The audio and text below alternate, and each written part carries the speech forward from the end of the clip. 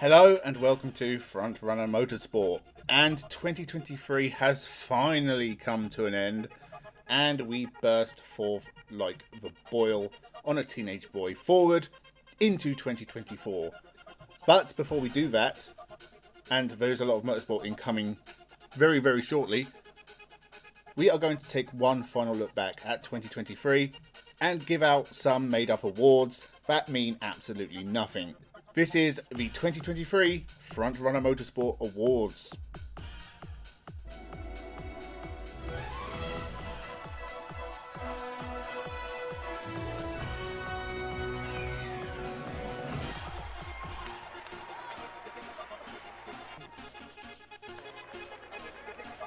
So much like the world of motorsport, let's just get women out of the way first. This is the Greta Thunberg's head mounted on a Lamborghini off-roader award for the best female in motorsport in 2023. If you are not so hungover that you can remember back to last year, then you'll remember I just gave the award to Jamie Chadwick because she had just won her third W Series and had been dominant in the series as it swiftly died, and she seemed like she was making the right move to the USA and Indy NXT. She isn't even up for consideration this year because she was very average in 2023. Better luck next year. So the next obvious candidate would be F1 Academy champion Marta Garcia, and yes, she did very well, but unless she has a good year in Formula Regional European, it would all be for naught, and there is always a chance she could go the way of Jamie Chadwick, i.e. nowhere. Sophia Flörsch was another top candidate. The only PM driver to score points in 2023, she really outperformed all expectations. It wasn't an incredible year, but the fact she scored points makes her noteworthy.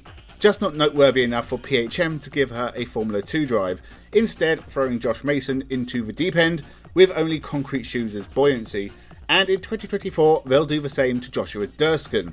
PHM's hiring policy is basically, it sure would hurt to hammer this nail into my hand, I better use a nail gun. No, this award is going to have to go to one of the women in the World Endurance Championship. All three Iron Dames drivers did a spectacular job in a class demolished by the Corvette. But Sarah Bovey, Rahal Frey and Michelle Gatting did a very good job throughout 2023. But this award has to go to Doriane Pin. The Prema didn't come close to winning the LMP2 class, but the fact Doriane stood out regardless as a top driver means she is this year's top female driver. She also finished second in the Southeast Asian F4 series, so there could be opportunities in single-seaters and endurance racing for Pan. It'll be interesting to see what she can do in 2024. There weren't many great liveries in 2023, but for those that did exist, they deserve some token award. So this is the best livery of 2023. Best livery is a very difficult award to give out this year. They were either very dull or the same as last year. I could just give it to the Napa 4 team again, but that's as interesting as the majority of the liveries on offer in 2023. Maserati gave us a nice looking blue Formula E car, but it was hardly high art, and whilst I liked the Cherry Blossom Nissan, I don't think they went far enough with it for it to deserve an accolade. The One Motorsport Honda was another I trumpeted early on, but in real life it was a lot more drab than the launch photos promised it would be. I'm going to give this award to the Ferrari Hypercar. Even though I nominated it last year and it lost, it actually debuted on track in 2023 and it looked great. So it can have the Best Livery Award for 2023. Everyone needs to do better in 2024. And on the other end of that spectrum, there was plenty that could go into the category of the worst livery of 2023. And so picking one is actually very difficult, but we're going to give it a go. Compared to best livery, filling a worst livery list is piss easy. Any of Toyota's cars in any category can make the list. Just for being so boring, I sometimes use them as a sleeping aid. Jaguar's Formula E cars have always looked good until 2023, when they went two-tone and destroyed any identity in the series they'd built up since they joined. And most of the Formula 1 liveries were either just tired or bland. Even Haas gave us something that was devastatingly average in 2023. But the winner has to be the Chrome McLaren that Lando Norris was so desperate to have. Yes, McLaren have a history of Chrome cars going back to the last time they were truly successful, and yes, they're sponsored by Google Chrome, so it makes sense in theory.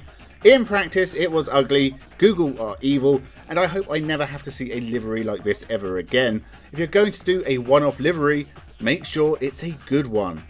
Much like Jeffrey Epstein's customers, I do like them young, and there were some fantastic young drivers this year.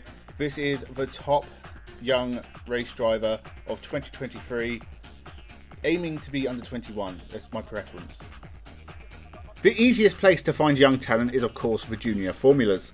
Formula 3 champion Gabriel Bortolotto was a surprise. I did not call him winning the championship at year's start, nor did I count on him driving as well as he did.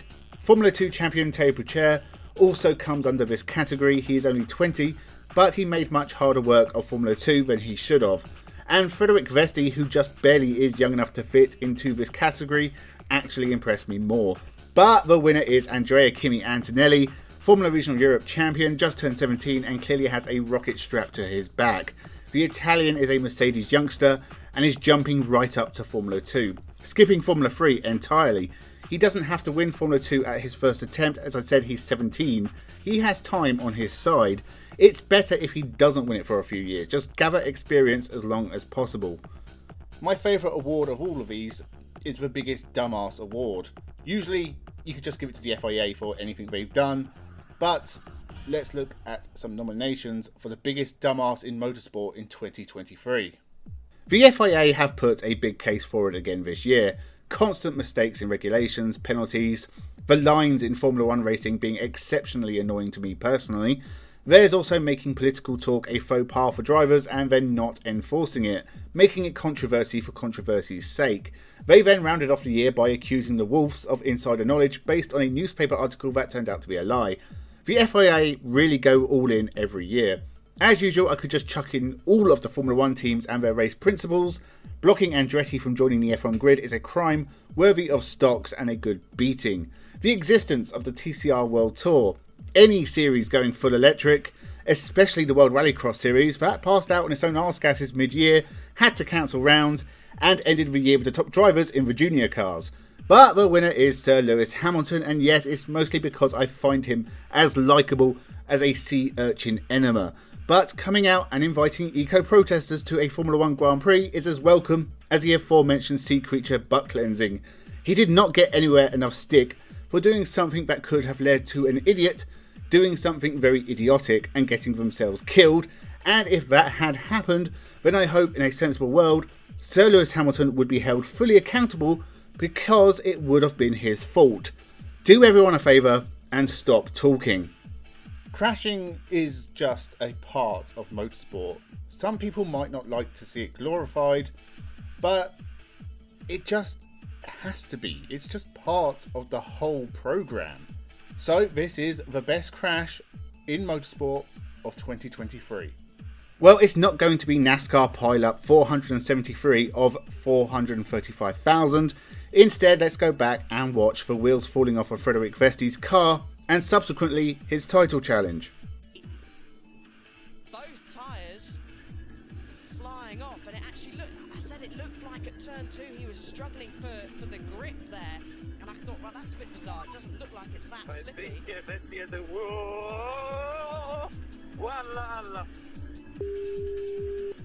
We need Roy up here in the commentary box.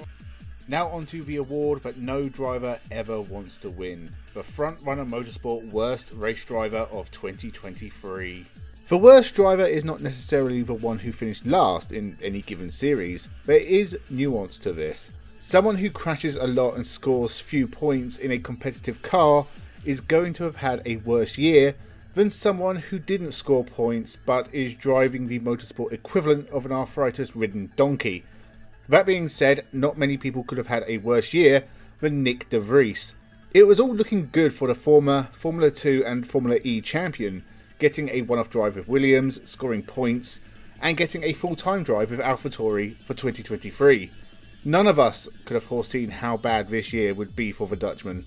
Not entirely his own fault, the AlphaTauri was very uncompetitive, but De Vries did crash a lot, and when he was replaced, he took a few pot shots at his former employer, which is never a good idea. He is returning to Formula E with Mahindra, and I hope he likes the midfield, because that is exactly where he will be. And he has found his feet somewhat with a drive in the World Endurance Series with Toyota. So, Nick de Vries is not my worst driver of 2023. In fact, this is more of a Lifetime Achievement Award for Roy Nissany. who after 5 atrociously poor years in Formula 2 finally had his worst year and may now be finally gone forever. If he comes back, then I'll make 2 trophies and he can shove them both up his rectum. And now our final award, the Patrick Watts Memorial Best Race Driver of 2023. Last year we gave this award to Shane van Gisbergen, but who will win it in 2023? Surely the Kiwi cannot win it again. I didn't give this award to Max Verstappen largely because it was just too obvious, and I was very impressed by Shane van Gisbergen in 2022. In 2023 though, undeniably Max Verstappen has been the best in the world at what he does. 19 wins, 12 poles, more than double the points of his teammate in second. It was a demonstration of absolute dominance, to the detriment of Formula 1 at times. It was a pretty mediocre year, and with nothing really changing in 2024, we may have to have this conversation again. So, for 2023, the Patrick Watts Memorial Award for Best Race Driver goes to Max Verstappen, the biggest accolade he has received in 2023. So they were the awards for 2023. Thank you very much for watching. Thank you for watching every video I've put out this year. Thank you to everyone who has subscribed and pushed me over 1,000. Now, for 2024, we're going to get to 2,000. Very, very exciting stuff coming in the near future. December was a bit of a wash. Unfortunately, I started the month off with a really bad throat infection, and then I had, honestly, the worst toothache imaginable. That ended up with an emergency tooth extraction, which then swelled up and got infected. It was agonizingly painful for a very long time. It still is. It is a lot better now, but it does still hurt. It kind of knocked me on my ass and made it difficult to make videos. So now in January we're going to get back to work and really start to kick on. So leave your thoughts down below. Who would you award these awards to? Is there any other awards you'd like to make up and give to random people for no reason? Tell me in the comments. Thank you very much for watching. Make sure you subscribe, and happy 2024. Have a good one.